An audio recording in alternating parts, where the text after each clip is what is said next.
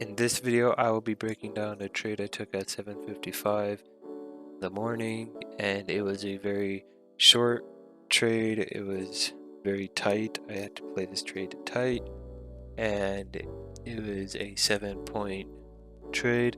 Not the best, not the worst, as if this was 3 NQ contracts, it would have been a $200 trade, but I'm trading MNQ, so it was only a $13 trade, and yeah, let's get into it.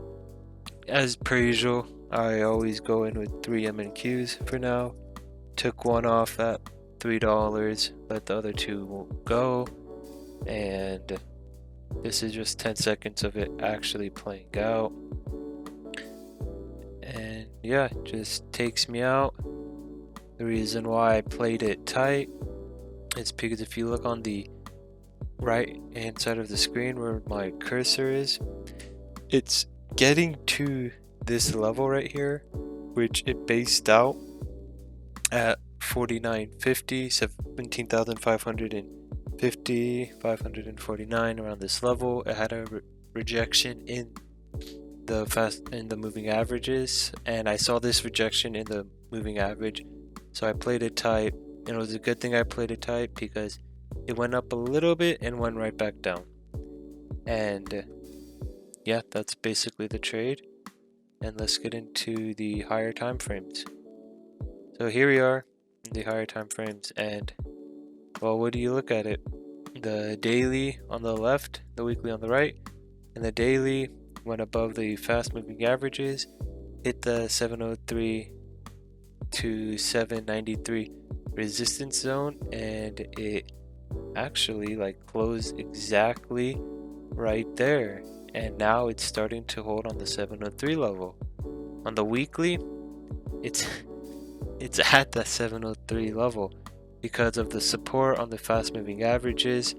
As the new week opened, the fast moving average shot up to the actual bullish candlestick, indicating now there's going to be huge support. But also be aware that the support on the weekly heading into the resistance zone on the daily, if you have strong support on the weekly and strong resistance on the daily, we are looking for a somewhat of a choppy week, as there are strong signals on both sides. Divergence is still in effect, and yeah, that's basically what happened today. It was a choppy day, but we had a good run up. And I also wanted to mention something about my strat that I haven't mentioned before is Fed news and Fed announcements. You have to avoid trading those days where the Fed news and the Fed always have these random announcements.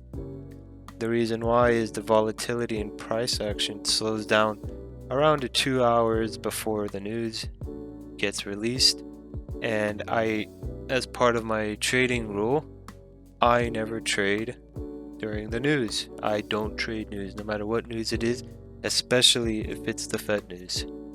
But as I said earlier, today we had a nice run up.